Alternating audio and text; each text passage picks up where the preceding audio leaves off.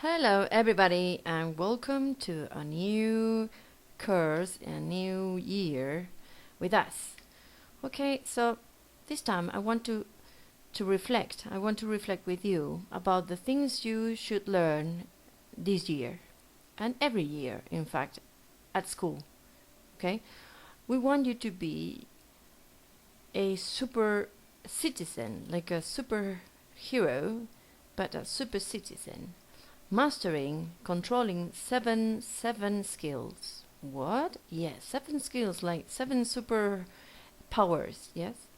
Imagine that you have seven superpowers. Wow, you could be a very good citizen. So let's have a look at these seven skills and let's talk about a little bit of them. For example, linguistic communication, the first one. What is linguistic communication? Well, this skill, this ability, this superpower gives you the ability, the chance to talk, to read, to write, to listen in any language or in some languages. So you can communicate with others, not only the people around you, but people far away from you. And then you can read and you can get information from different cultures, different languages. Okay, so linguistic communication is a very super nice power. Good. Math, science, and technology is what you are learning in math, in science, of course. It is related to the way you can calculate things around your daily life, for example, and to understand in science how the things work and why these things happen, and yes, and how the world changes. So this is very cool. Yes, this is a very nice superpower too. Digital skills. Wow, that's one of my favorites, of course. Is related to the computers and phones and the tablets and the iPads and all these digital elements that you use every day to get information, to communicate with others, to create things, yes, like videos, your camera, yes, all that stuff. This is an amazing superpower, yes. Learn to learn. Wow, this is different. Yes. Okay, in school, we want you to learn how to learn. What? Yes. It means that when you grow up, you could be your own teacher. You could be, learning new things on your own with the help of someone, maybe from time to time, but you will be able to find information and get the best of everything you read or listen and create your own, knowledge in your head, in your brain. So this is a super cool, super good power, yes. Social and civic skills, of course, every superhero, every super citizen has to be social and civic. That means getting along very well with your family, with your friends, with your teachers, with the people on the shops, being polite, okay? Think about the others before you, all these good qualities of a very good person. Excellent. Initiative and enterprising. Initiative and enterprising. What is this? Yes, well, that means that you in the future and now, of course, at school, you're going to take initiative. You're going to think on your own for new ideas or for new ways of improving things. Maybe your school needs to improve, I don't know, the stairs of your school. Oh, I could think about how to improve the stairs. So they could be nicer, they could be safer. So yes, thinking about yourself, how to improve, how to, do new things, new ideas, that's taking initiative. Or maybe helping at home. Yes, why not? And the last superpower is the artistic and cultural awareness. Well, that means that in this world there are many, many different cultures And you must be aware of the differences and all these cultures to appreciate, to enjoy, for example, the sound of French, oh la la, yeah? Or maybe the way the Japanese paint. I love the paintings, yeah, so delicate. So you must know that there are many, many differences in the world, and you should know how to enjoy them. Yes? That's the last superpower of the super citizen that you are going to become when you finish school.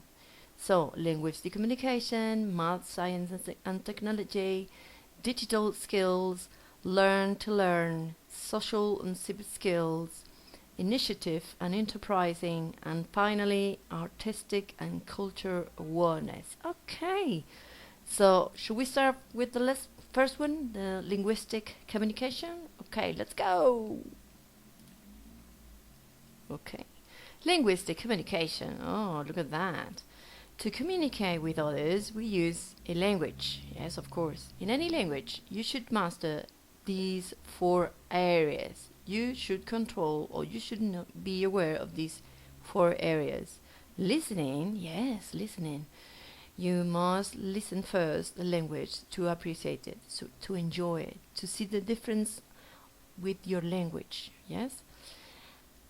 Then maybe with the time you start speaking it. Yes, because you are okay. I like the language. I'm going to speak a little bit. Yeah, good for you.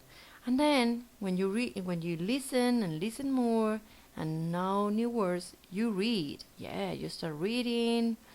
At the beginning, very slow. Then you read faster, and you are enjoying lots of books, and you are learning new words every day. Excellent.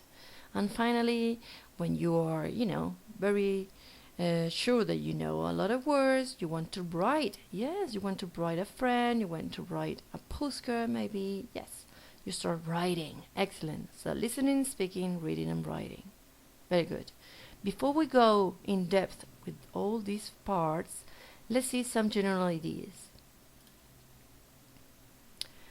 When you speak to someone, when you write to somebody, yes, you must adapt your message and your body language if you're speaking to them face to face to the different contexts. For example, it's the same communicating by phone that by email? No, because by phone you're speaking, you are not writing, yes?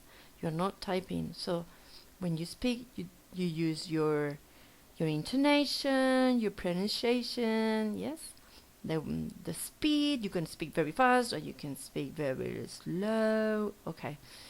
When you write an email, you don't write fast or slow. The other person is reading your message, okay, and is looking at the words on paper or on screen. So it's very different that when you speak. Yes, and it's very different when you give a presentation at school, face to face with the teachers and your classmates. Yes, you used to use your body language, use your hands. Oh yes. And it's very different also when you listen and watch TV than when you just listen to radio, because with the TV you have images, yes, but on the radio you just have the sound. So you must be very you must pay very good attention to the words, yes. Or it's very different when you read a newspaper than when you read a book, yes, with the book with some drawings, some pictures, and the newspapers. They are very boring, yes, and they have long messages. They have long messages, yes. Also, it's very different when you go to the cinema and listen and watch in a very dark environment than when you are at school with all your classmates and everybody talking. Yes, so you listened differently when you're at cinema and when you're at school. And you speak very different to your little brother, Gugu Taka, than when you speak with your mommy or with your teacher, yes? Yes, of course. So, we know how to speak to different people in different media. Good. So, let's have a look. The listening. Listening and active listening. When listening, you must pay attention to detail. For example, Look at the speaker's face. Yes, when someone speaks to you, look at his or her face. Observe her body language. If maybe this person who is talking to you is moving a lot, the hands, or is not moving a lot, or is very straight, or is very relaxed. Okay, don't interrupt so much, but ask politely when you don't understand. Okay, if, for example, if the teacher is explaining something very important, yes, you don't say every 5 words, "Teacher, I don't understand. Teacher, I don't understand." No, you wait for a pause or for the right moment, raise your hand and ask, "Please, teacher, can you repeat that because I don't understand? Thank you." Okay, try to get the general idea, not every single word, because you're gonna get very tired if you try to understand everything. Okay. And then reflect on the intonation and pronunciation. Okay, if someone is talking very slow, maybe is tired, and someone is very excited and speaks very fast and with lots of different intonations, is going to give you an idea of the meaning of the message.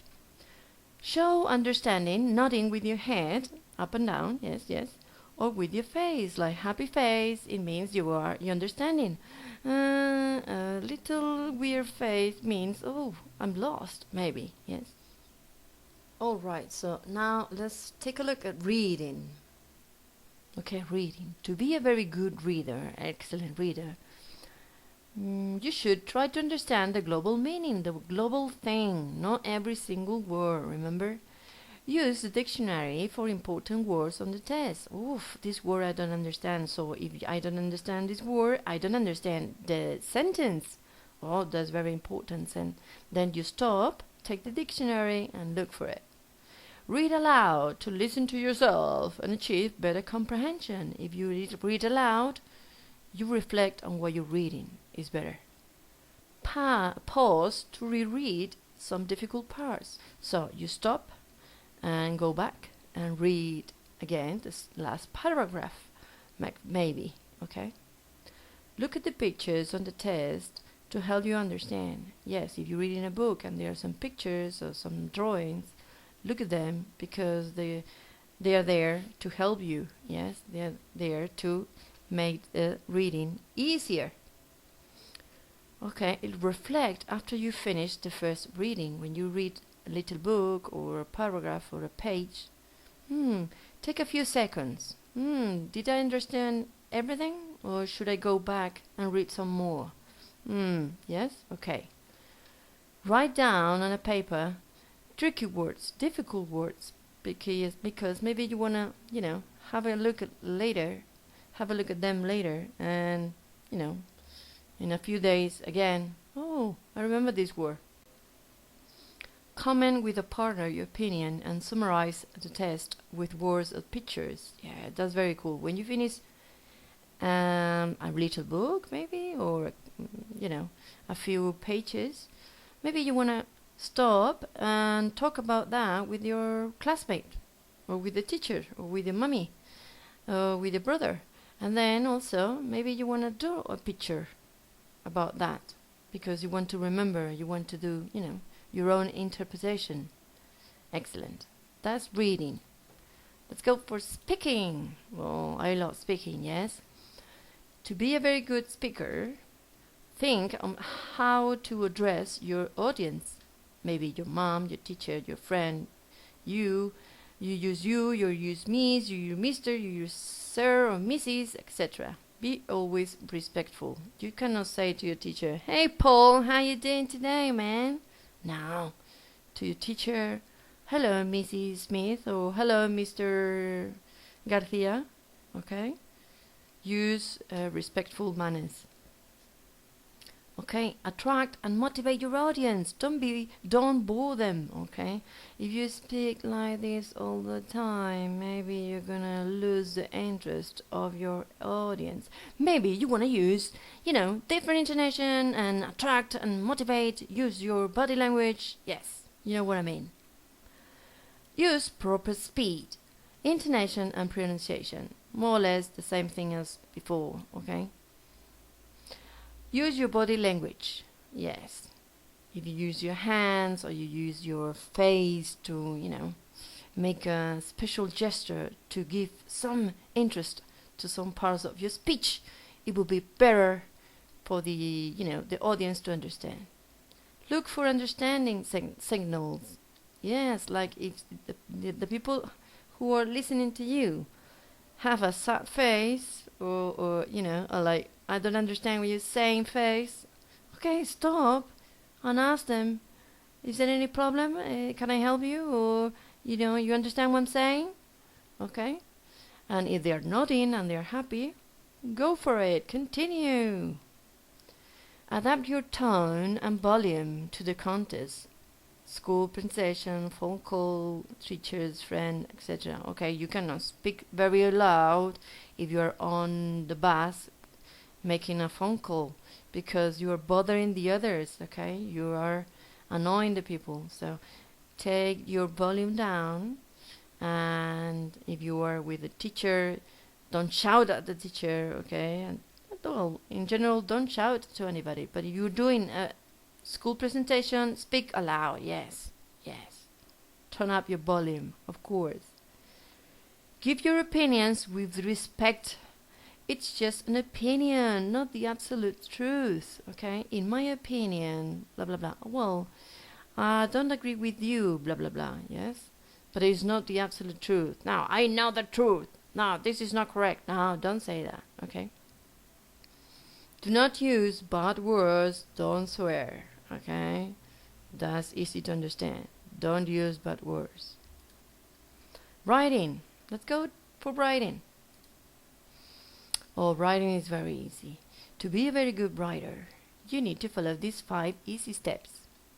Okay, pre-writing. Pre-writing means plan your writing. Think about what you want to write about.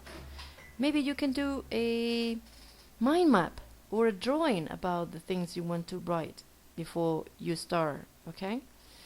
For example, what do I want to say? Who will read my writing? My mommy, my teacher, my brother, my friends, okay? Because you write differently depending on the one who is gonna be reading it. Drafting or writing your first draft, sorry. Well, is when you start writing for the first time and you're not really sure about, how you're doing, but you start, yes. Third step, revising. Revising is when you look at what you written, and then you think about how to improve.